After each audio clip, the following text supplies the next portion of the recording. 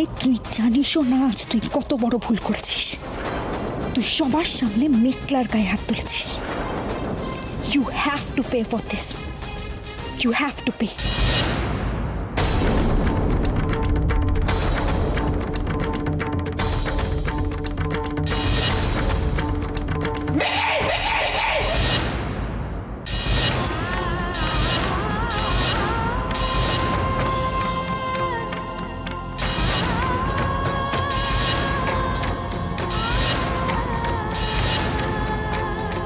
কি আরম্ভ করেছিস তুই? মিকি, বস বস বস।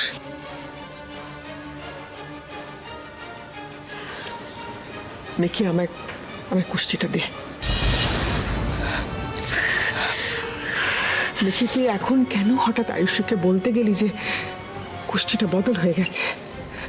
অন্তত আমাকে তো একবার জিজ্ঞেস করে নিতে পারতিস। মিকি, এসব কথাই এখন বলার সময় নয়। তোমার তো দেখছি দিভাইয়ের উপর খুব দরদ।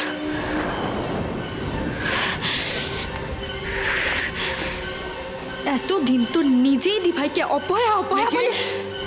আমি এসব আলোচনা করতে এখানে আসিনি।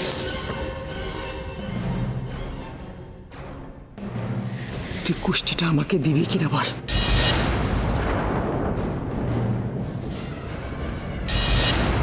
ঠাম্মি, তোমার বয়স হচ্ছে তাই বোধহয় তুমি সব কথা ভুলে যাচ্ছ। ঠিক বুঝি না যে আমি তোমাকে ফেরত দিয়ে দিয়েছি সেটা তুমি ভুলে গেছো। ঠিক সেরকমই ভুলে গেছো তুমি আয়ুষী চ্যাটার্জি না এই মেঘলা দেবপ্রয়কে ভালোবাসো। যেই মেয়েটাকে সারা জীবন তুমি অপয়া অপয়া বলে এলে, তাকে হঠাৎ করে এত ভালোবাসার কারণটা কি আমাকে একটু বুঝিয়ে বলবে প্লিজ? মেঘলা, খুব অবাক হলে তাই না? সত্যি খুব অবাক হয়ে গেছি মেঘলা।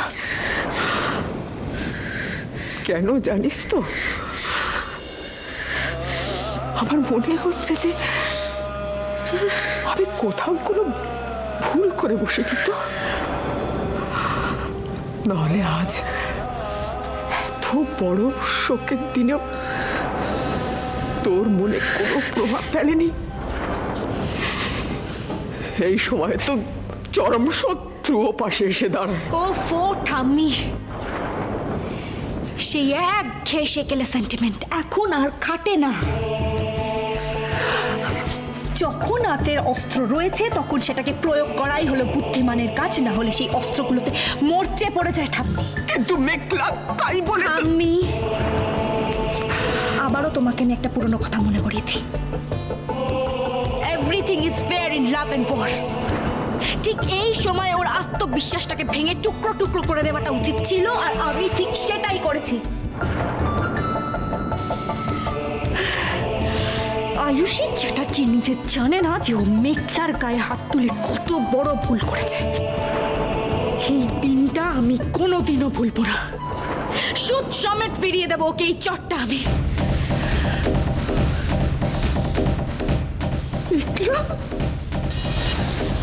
আর তারপর থেকে আয়ুষীর মনে থেকে যাবে এই মেঘলা দেবপ্রয় নামটা। ওর কাছে আতঙ্ক হয়ে দাঁড়াবে এই মেঘলা। তুই জানিস না দিভাই, তুই মেঘলার কোনখানটায় চটটা মেরেছিস। যতদিন পর্যন্ত না তোকে এই চটটা ফেরত দিতে পারছি আমি, আমার নিজেকে ঘেন্না হবে। So get prepared and your countdown begins now. ঠাকুরপো তো এখনো ফিরলো না। আশ্চর্য, দুজনে মিলে মেয়েটাকে খুঁজতে গেল। পাক না পাক একটা খবর তো দেয় মানুষ। তুই এত উতলা কেন হচ্ছিস রে দিদি? আরে বাবা, গেছে যখন মেয়েটাকে তো খুঁজে নিয়ে আসবে নাকি? তুই এত চিন্তা করিস না, তুই একটু নিশ্চিন্তে বস, শান্ত। এই চুপ কর তো, এটা যেন আমার নিশ্চিন্তে থাকার সময়। অদ্ভুত কথা বলিস তোরা। বাড়ির মেয়েটাকে সকাল থেকে খুঁজে পাওয়া যাচ্ছে না, তার উপর দিনকালও তো মোটেই ভালো না। আয়ুষী বৌমার সাথে তো সৌভিক রয়েছে।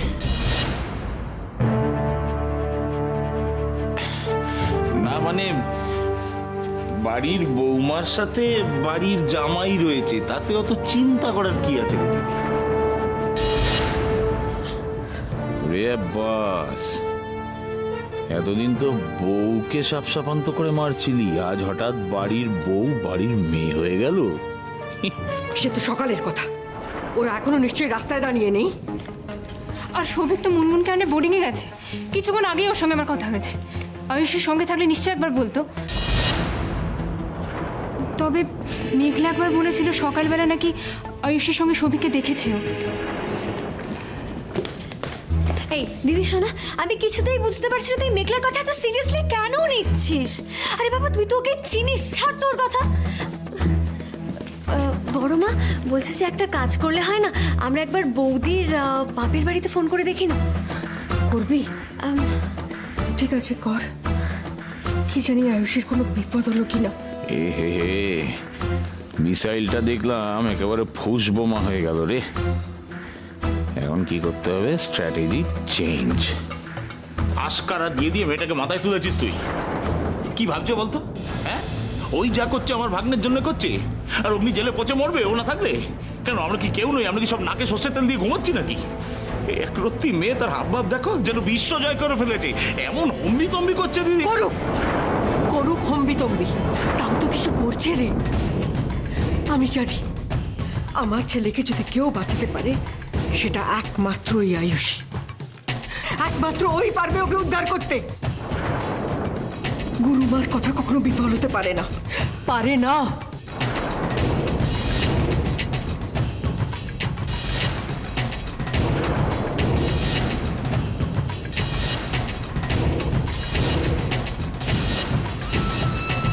আমি তো চাই তোর গুরুমার কথা মিথ্যে হোক দিদি, না হলে যে আমার গর্দানে হাত পড়ে যাবে। মায়ের পুজোয় বলি তো চড়বেই। তোর তো দু পিস আছে, না হয় একটাকে ভোগের বাড়ি পাঠালি, তাতে যে আমার মঙ্গল। জেম্মা, তুমি আমার ওপর রাগ করে আছো তাই না? আমি সত্যিই বুঝতে পারিনি যে দিভাই আমাদের সবাইকে এতটা ভুল বুঝবে।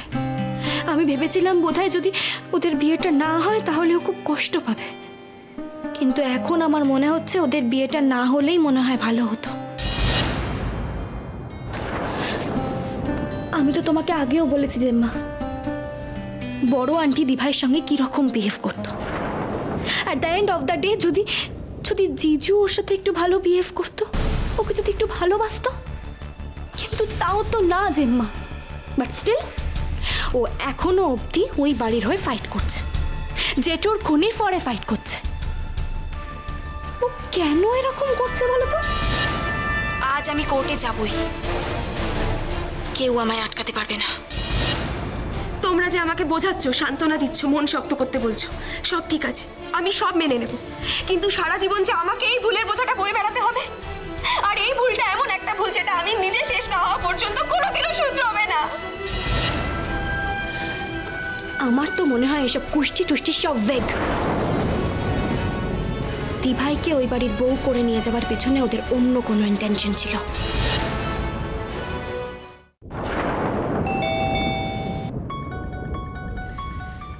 এই মনে হয় বড় বৌদি আইছে, যাই গিয়া দেখি।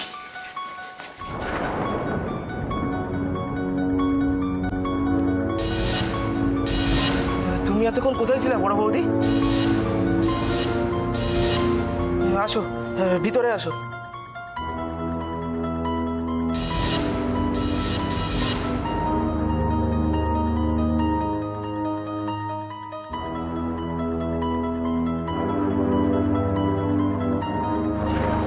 তুমি এতক্ষণ কোথায় ছিলা? বাড়ির সকলে তোমার ফোনে না পাইয়া দুশ্চিন্তায় পড়ে গেছিল। কি হয়েছে তোমার বড় বৌদি? কিছু না ভোলাতা, কিছু না কইলেই হইল? তোমার চেয়ারা খানের কি দশা হয়েছে দেখছো? আমার চোখে তুমি ফাঁকি দিবা? তুমি একটু এখানে জিরো, আমি বরং তোমার জন্য জল নিয়ে আসি। মা কোথায় ভোলাতা? কোথায় আবার? ওপরে গিয়ে ঘুমাইতেছে, এতক্ষণ তোমার জন্য এখানে বসে ছিল। মাকে একটু ডেকে দেবে? হ্যাঁ, এখন? কাল সকালে না হয়? মার সাথে আমার কিছু জরুরি কথা আছে, সেটা আজই বলতে হবে। তুমি বরং মাকে একটু ডেকে দাও। ঠিক আছে। দিভাইয়ের ব্রেনটাও কিভাবে ওয়াশ করেছে দেখেছো? ও বড় আন্টির জন্য কাঁদছে, জিজুর জন্য কাঁদছে, আর উল্টে আমাদেরকেই ব্লেম করছে। আমরা সবাই তোর ভালো চাই বলো, কিন্তু ওই বাড়ির লোকেরা তো ওকে প্রত্যেকটা মুহূর্তে কষ্ট দেয়, আর এই সব কিছু ডিক্টেট করে বড় আন্টির ওই গুরুমা। সত্যি সব কিছু জানার পরেও দিভাই কিভাবে? তোর দিভাই কেন এগুলো করছে সেটা তুই এখন বুঝতে পারবি না মেঘলা।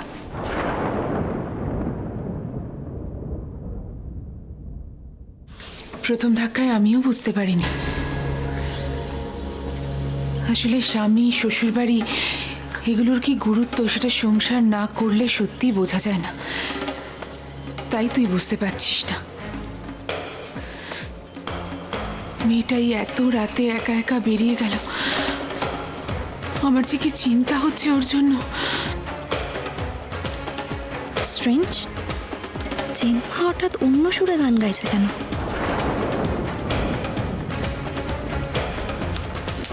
জেম্মা তুমি চিন্তা করো না, দেখো কিচ্ছু হবে না। মেঘলা,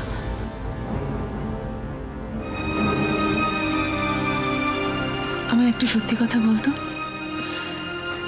তুই কি শুধুমাত্র আয়ুষীর ভালোর জন্য ওই গোষ্ঠী লুকানোর কথাটা আমাদের কাছে গোপন করেছিলি?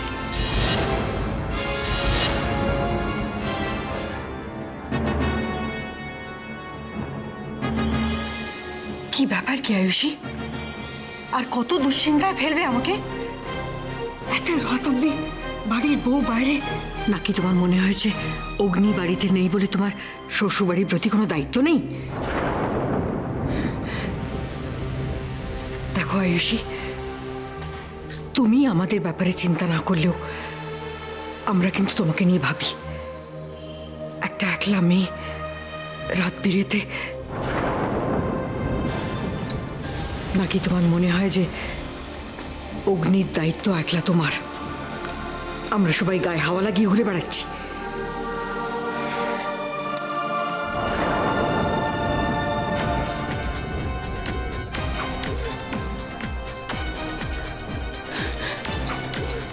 আমি জানি আয়ুষী, একমাত্র তুমিই পারবে আমার অগ্নিকে ফিরিয়ে আনতে। গুরুমার কথা কখনো ভুল হতে পারে না। যেদিন তুমি প্রথম আমাদের বাড়িতে এসেছিলে,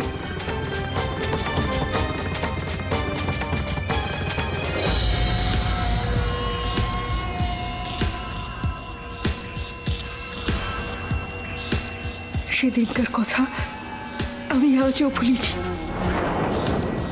তুমি পারবে তো আমার অগ্নিকে ফিরিয়ে আনতে? কিন্তু মা, আমি তো না, কোনো কিন্তু নেই।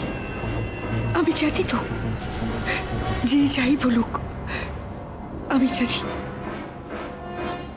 তুমি এত রাত অবধি অগ্নিকে উদ্ধার করবে বলে ছুটোছুটি করছি। তুমি আমার অগ্নির রক্ষা করতে। না মা, আমি সেই মেয়েটা নই। আপনি এতদিন যা জেনে এসেছেন, মনে প্রাণে বিশ্বাস করে এসেছেন, তার সবটা ভুল, সবটা মিথ্যে মা। এইসব কথা শুনে তোমাদের হয়তো অগ্নির মায়ের ওপর রাগ হবে, কিন্তু আমি তো ওনাকে কোনো দোষ দেব না। বরং ওনার কথা ভেবে আমার খারাপ লাগছে যে আমরাই ওনাকে ঠকিয়েছি।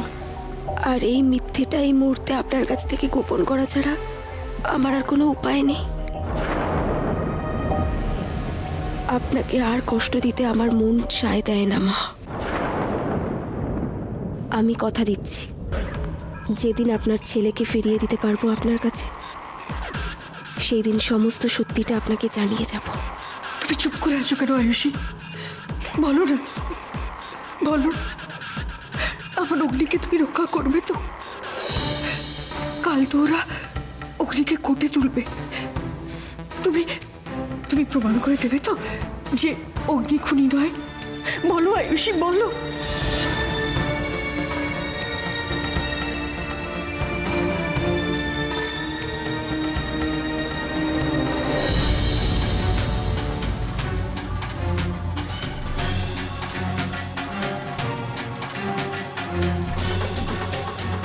আমি আপনাকে কথা দিচ্ছি মা, আমি আপনার অগ্নিকে আপনার কাছে ফিরিয়ে এনে দেব। আমাকে একটু সময় দিন, একটু। অগ্নিকে আমি ঠিক ফিরিয়ে আনবো।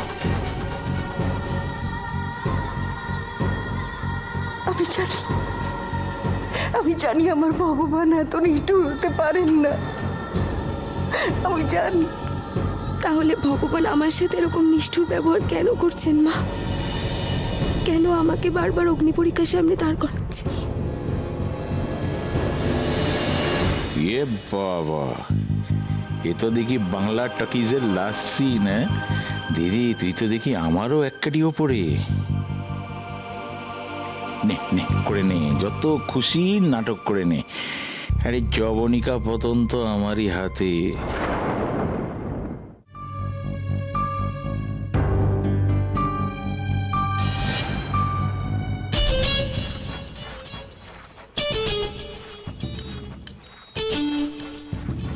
নমস্কার স্যার।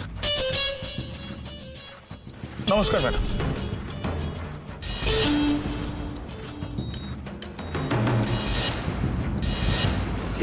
আমায় দেখে মুখ ঘুরিয়ে নিলেন স্যার?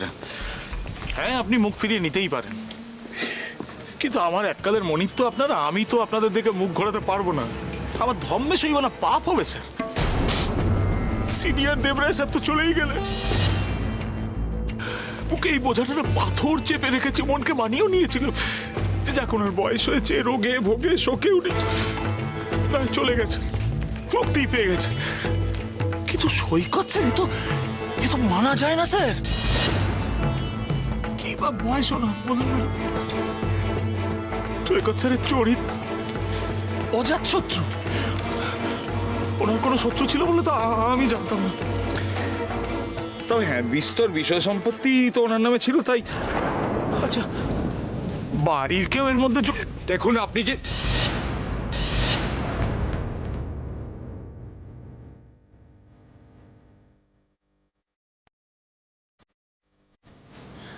ম্যাডাম, ম্যাডাম, আমার ভাগ্নে নির্দোষ। আমি মা তারার নামে শপথ খেয়ে বলছি, আমার ভাগ্নে নির্দোষ। আর কেউ পারুক না পারুক, সেটা আমার ভাগনা বউই প্রমাণ করে দেবে।